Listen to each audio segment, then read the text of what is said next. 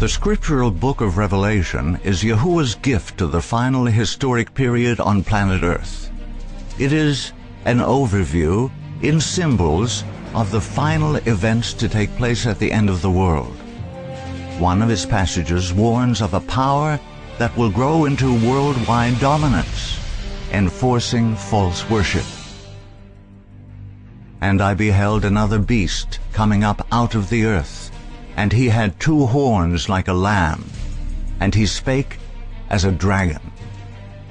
And he exerciseth all the power of the first beast before him, and causeth the earth and them that dwell thereon to worship the first beast whose deadly wound was healed.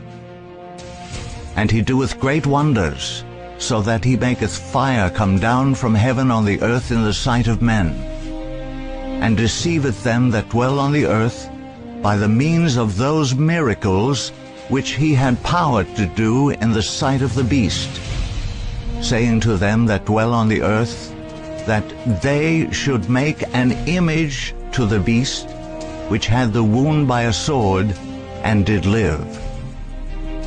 And he had power to give life unto the image of the beast, that the image of the beast should both speak, and cause that as many as would not worship the image of the beast should be killed.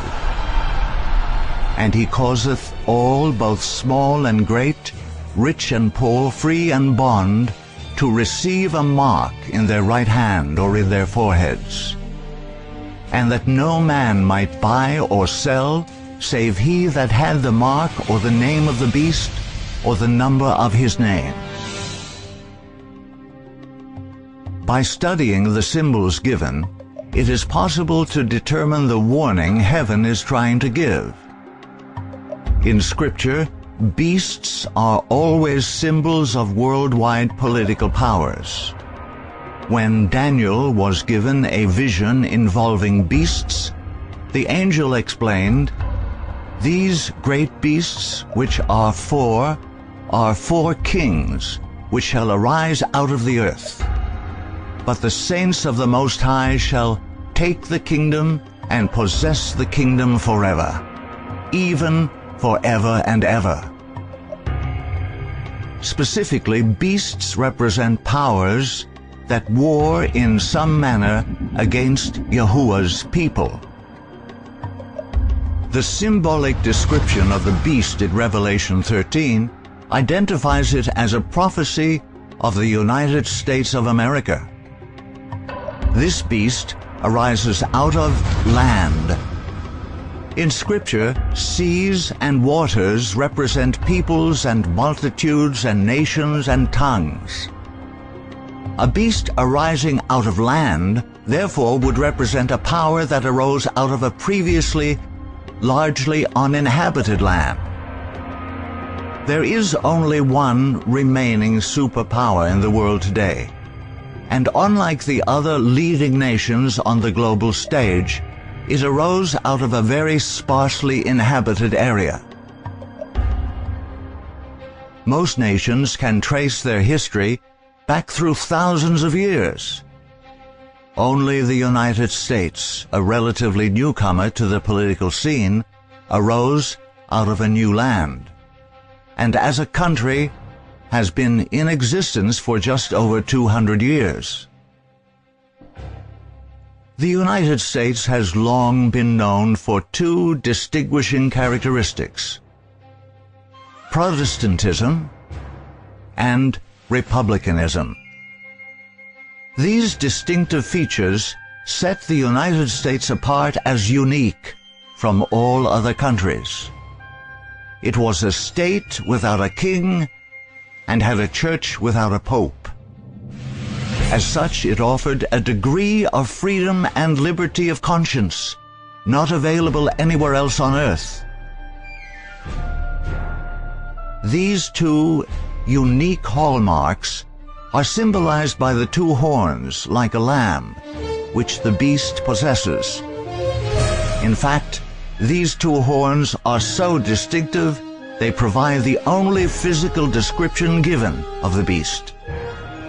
In Scripture, horns are symbols of power, and it was in the freedoms guaranteed under her Protestant and Republican government the United States exercised her greatest power. But the prophecy continues, revealing an ominous journey. The horns are deceptive because this beast soon begins to speak as a dragon. The New Testament has two very different words translated into the one English word beast. The first, illustrated by the creatures gathered around the throne, Revelation 4, 6-11, refers to a docile, gentle creature. The second, a world kingdom, is a fierce, ravenous beast of prey. Revelation 13 speaks to the second. This is no gentle lamb-like beast. This is a fierce dragon-speaking beast that rends and tears everything in its path. It is true, Yahuwah blessed the United States so long as the average citizen lived up to the principles of truth and righteousness in his own individual life. The United States became a haven of refuge, a promised land for many who faced persecution and oppression in the land of their birth. However, Satan had plans for the new nation as well. Very early on, the United States began to reveal a character at great odds with its gentle, lamb-like horns. Washington, D.C. itself is unique among U.S. cities, as it was established by the Constitution to serve as the new nation's capital. George Washington, the country's first post-Revolutionary War president and a 33rd-degree Freemason, selected a fellow Mason, Pierre Charles L'Enfant of France, to design the layout of Washington, D.C.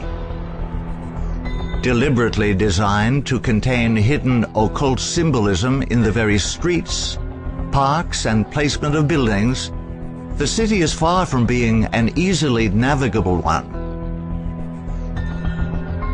The White House, symbol of American government, sits at the apex of an inverted pentagram, shaped from the many diagonal city streets. The square and the compass, longtime symbols of Freemasonry, stretch from the White House to the Capitol building. More recently built, the Pentagon, seat of America's military power, is in the shape of a pentagon, which is the center of a pentagram. Most of the 19th century was consumed with the expansion of America's borders until she became the nation with the world's third largest landmass. By the early 20th century, the foundation of America's global financial domination was laid with the formation of the Federal Reserve on December 23, 1913. This ensured the indentured servitude of generations of Americans, as well as those of other countries whose governments buy America's debt.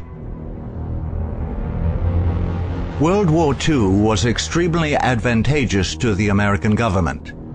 At the end of the war, the United States and the Soviet Union divided the spoils of a very technologically advanced Germany, stealing not only military secrets in advanced weaponry, but advanced technology in industry and commerce as well. Under Project Paperclip, many of Germany's leading scientists, most of whom were high-level SS officers, were brought to the United States and formed the basis of today's CIA and NASA. Werner von Braun, former SS officer, served NASA as director of the Marshall Space Flight Center, winning the National Medal of Science in 1975.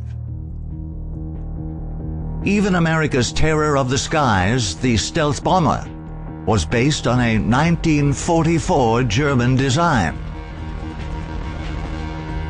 The Cold War, following World War II, gave the United States a repeated excuse for involvement in international foreign wars, all under the guise of stopping communism. From Korea to Vietnam to the first Gulf War, the late 20th century was filled with growing American aggression. Even various foreign leaders were not exempt from assassination by black ops operatives if their political agendas conflicted with those of the United States. With the end of the Cold War, the American military complex needed a new enemy to fight in its scramble for global dominance. An open secret, acknowledged by many Americans, is the well-documented fact that the horrific acts committed against American citizens on September 11, 2001, were actually an inside job of the American government specifically designed to create a worldwide enemy. The never-to-be-forgotten images of Muslims celebrating the news of the horrific events of that fall morning reveals the worldwide ignorance that this heinous crime was engineered to provide the U.S. and its UN allies the necessary excuse to enter sovereign nations. Atmosphere, the V sign for victory being displayed in East Jerusalem today among jubilant Palestinians that the United States had been subject to this attack. What are we to make of that, Jennifer? Are we to, Yasser Arafat may issue this condemnation. Look at this. We're seeing people applauding, clapping, smiling, happy to know that thousands of Americans have died in this sneak attack, and there you see a V for victory sign held up to the camera. The Palestinians were totally shocked by what had happened. Israel immediately started showing footage that were not related to jubilation by Palestinians about the